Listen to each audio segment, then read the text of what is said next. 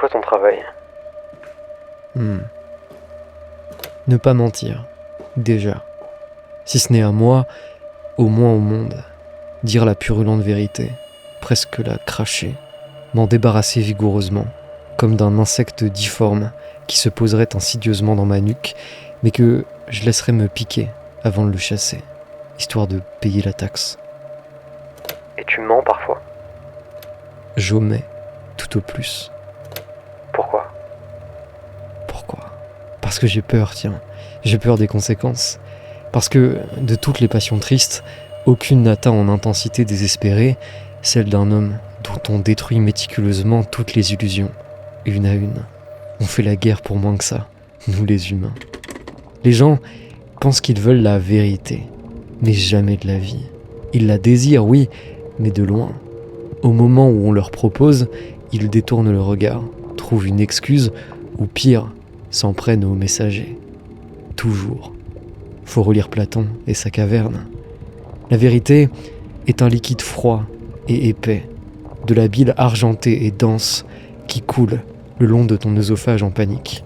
C'est ingérer du fer en fusion, calmement. Et personne ne veut faire ça. Faudrait être fou pour vouloir la vérité, vraiment. Ce que veulent les gens, c'est de l'espoir. Et ils ont bien raison. Un grand verre d'espoir pour couper la liqueur de vérité. Parce que si on déshabille une vie, méthodiquement, et qu'à chaque étape on en tire des conclusions froides, très peu peuvent aller au bout du processus sans un relent d'injustice ou de scandale. C'est une vision trop condensée. La vérité doit se distiller et être ingérée par petites doses. C'est à ça et à rien d'autre que servent les histoires. Mais tu sais quoi? Je vais te montrer ce que ça fait si on distille pas, si on fait un jus concentré de vérité existentielle, une petite pilule de 10 minutes. Je sais pas trop qui pourrait bien avoir envie de s'infliger ça, mais pour essayer, ou au pire pour le geste littéraire et l'exercice, on va tenter. J'ai écrit un condensé de petits aphorismes maison. Je préviens, il y a à boire et à manger. J'ai appelé ça « Manifeste d'exhibitionnisme existentiel ». C'est cadeau.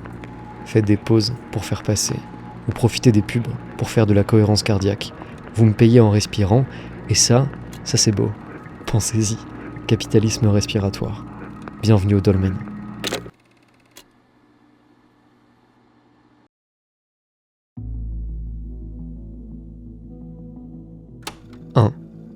Il n'y a pas de développement personnel. Ça n'a jamais existé et ça n'existera jamais. C'est une grande fiction amoindrissante qui vise à productiviser le rapport à soi et théoriser sur une névrose obsessionnelle. C'est tout. La seule vérité d'arpentage d'une vie, c'est l'effondrement. La vie d'un individu se résume à pousser chacune de ses postures successives de vie le plus loin possible, jusqu'à se faire infecter par cette même posture et s'effondrer en larmes, jusqu'à se noyer dans sa morve et vociférer des pourquoi, rhétoriques ou divinisants, en tailleur tard le soir sur son lit. C'est là qu'on change vraiment, et jamais avant. D'ailleurs, on ne change pas, on se meurt. On meurt à soi-même, et c'est la seule chose qui importe dans le déroulement de nos vies. Mourir le plus souvent et le plus intensément possible. Ce qui se passe entre deux écroulements égotiques et, d'un point de vue artistique ou poétique du moins, sans la moindre importance.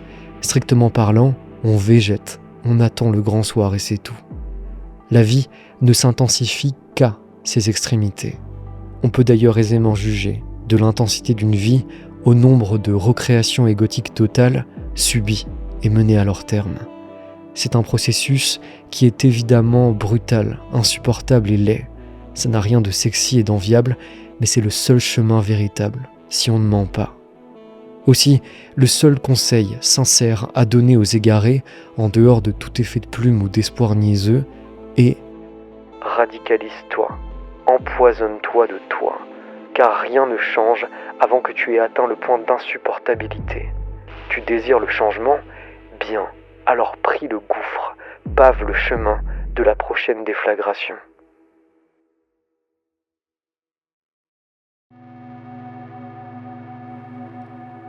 2. La souffrance intérieure durable vient presque exclusivement de l'attachement et de la pourriture personnelle, c'est-à-dire de la sclérose de sa propre personnalité. On souffre de sa propre présence, de sa pestilentialité, de sa décomposition inachevée, de sa purulence sursiteuse. Au fond, on veut hurler « Éloignez-moi de moi ». On souffre de ne pas oser tailler dans le vif de la vie, parce que changer, c'est insupportable. Et d'ailleurs, on ne choisit jamais de changer quoi que ce soit. Ce qui accepte de changer par un effort de simple volonté était déjà accessible, simplement inutilisé.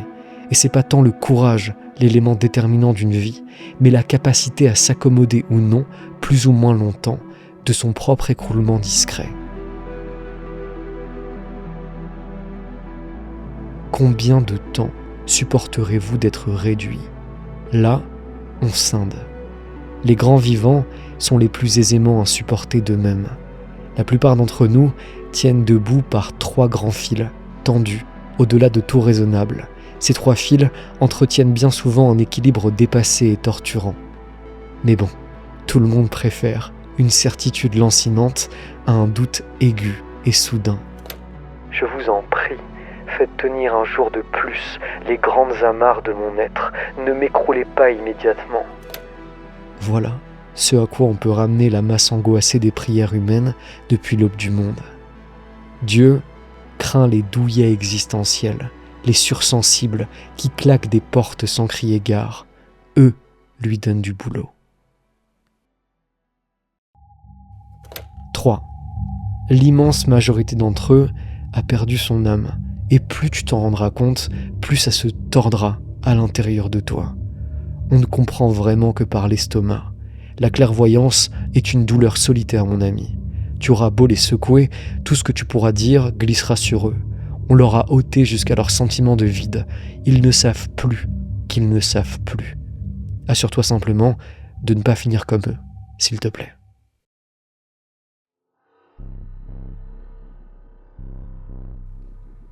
« 4. Plus tu seras juste et ancré dans ta vie, plus tu seras révolté. Mais tu devras faire jusqu'au deuil de ton sentiment d'injustice. Tu devras effondrer en boucle tes combats, les laisser t'emplir, combattre bien sûr, t'épuiser, puis mourir. Tu devras fomenter des révolutions sociales, esthétiques, métaphysiques, les mener de tout ton être, jusqu'à être violemment défait par ton épuisement d'activiste. Chéris tes révoltes, sois toujours révolté d'une certaine couche de réalité, car elles t'assureront la beauté. Mais n'y fais pas ton nid. Polarise-toi jusqu'à imploser. Ressens bouillir dans tes veines toute l'injustice du monde, jusqu'à la vapeur sanguine, jusqu'à la déchirure de lucidité. Mais va jusque-là. Laisse-toi écarteler par les causes que tu auras laissé te tirer hors de toi. Ne calme rien. Meurs avec tes combats insolubles, car c'est la seule manière de sentir la pulsation de ton âme. Vis tes cycles. Ou plutôt, fais-toi vivre par eux. L'organicité d'une vie n'est conquise que dans cet emballement cyclique explosif. Ne te fais pas attendre.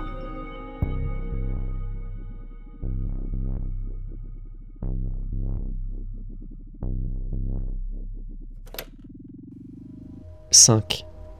L'immense majorité des hommes passent leur vie à amasser ou à désirer des conventions sociales en se jurant qu'une fois la taille du butin de papier accumulée suffisamment rassurante, ils commenceront à vivre à ce moment-là et pas avant. Mais rares sont ceux qui parviennent à faire de leur vie autre chose qu'une vénération pieuse de la tétine monétaire. L'amassement de tout type, expérientiel, matériel, intellectuel, est contraire à la vie. Le capitalisme fait de leur courte existence de longues préliminaires décevantes. L'argent est un grand rassureur qui n'a jamais rassuré existentiellement personne. Aucune somme ne ferme la porte du grand doute. Commence par leur conclusion d'une vie. Tu gagneras beaucoup de temps. 6. Toute dualité secondaire peut être ramenée à la dualité primordiale, beauté contre laideur. Et si tu ne sais pas consciemment que tu agis pour le beau, eh bien, c'est que tu es en face. Tu es l'ennemi. 7. Les optimistes envient secrètement les pessimistes pour leur acuité poétique. Quant aux pessimistes, ils désirent discrètement la vitalité joueuse des optimistes. La meilleure philosophie consiste à baigner dans un optimisme banal qui s'autorise de manière circonstanciée des élans immenses de pessimisme. Celui qui voit trop justement le monde en perd la vie. Il faut savoir tirer sur la longe et cabrer son destrier noir. La pire posture étant celle qui consiste à vivre dans un pessimisme sans panache. Si vous tenez à jouer les princes noirs, soit, mais faites-le vraiment. N'allez pas vous satisfaire d'un petit spleen bougon sans envergure. Dessinez des flammes sur les murs des villes et prophétisez, messieurs, s'il vous plaît.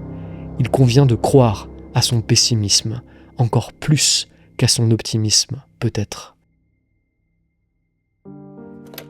8. L'homme sans combat se combat lui-même. 9. Chacun de nous n'est riche que de ses souffrances, pourvu qu'elles daignent germer. Sinon, nous sommes juste brisés et condamnés à le rester. La blessure germe lorsque la souffrance est poussée jusqu'au bout de sa logique étrange et trouve sa rançon finale.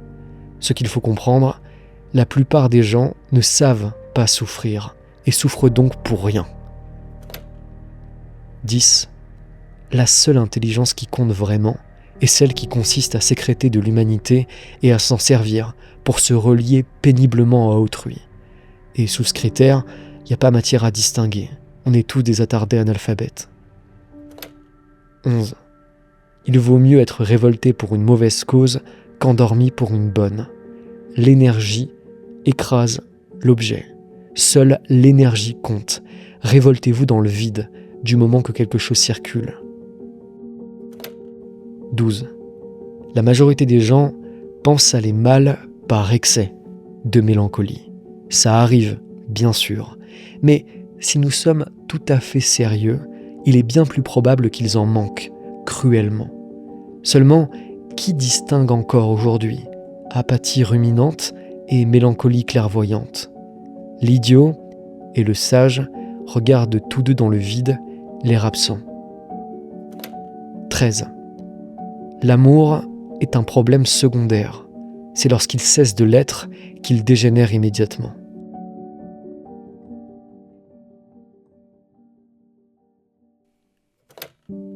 14. Une liste non exhaustive d'êtres que vous gagneriez à éviter dans votre vie. Ceux qui terminent leur phrase par « ce n'est que mon avis ». Ceux qui ne sont même plus gênés de leur vulgarité. Ceux que vous ne présenteriez pas à votre mère sans appréhension.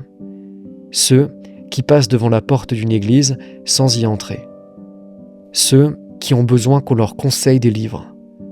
Ceux qui n'ont jamais d'abord appris à apprécier leur propre compagnie.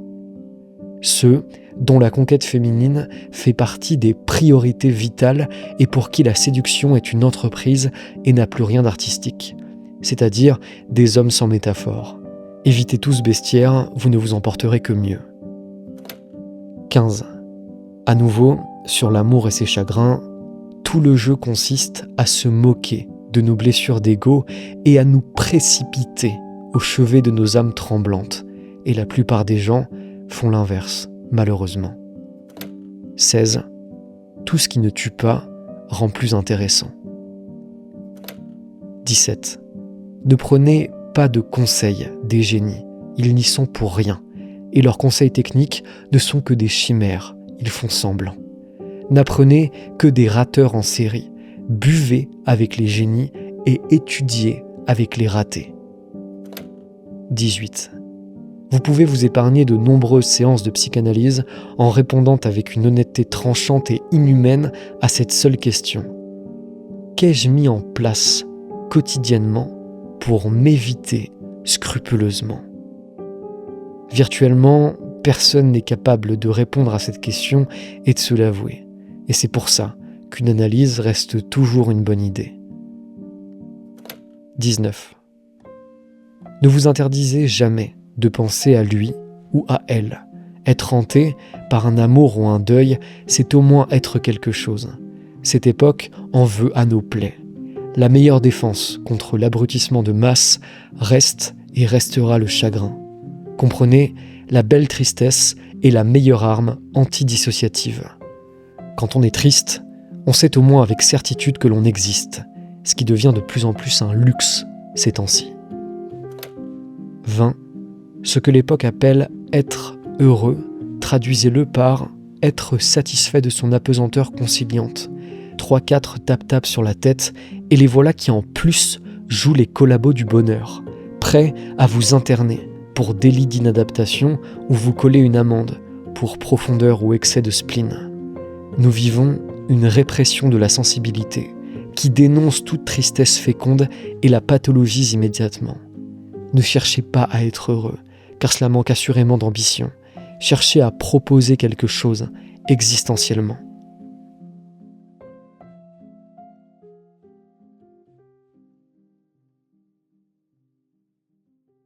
Voilà, la prochaine fois je raconterai des histoires, ce sera plus rigolo. Maintenant, dites-moi 1, la plus difficile à avaler. Traduisez, celle qui vous donne envie de vous lancer dans un débat enflammé avec moi ou de me choper par le col. 2, celle qui vous a fait un câlin. Et 3, rajoutez la vôtre. Si vous aimez mes écrits, ma voix ou je sais pas trop quoi, vous pouvez vous procurer mon dernier livre, S'anomaliser. Plusieurs des petits aphorismes de cet épisode y sont développés, notamment sur l'importance de la tristesse ou la quête d'intégrité. Vous pouvez aussi rejoindre le cercle sur mon Patreon, sur lequel j'organise des sessions vocales, des conférences et d'autres épisodes exclusifs du Dolmen. À bon entendeur, à la prochaine. Prenez soin de vous.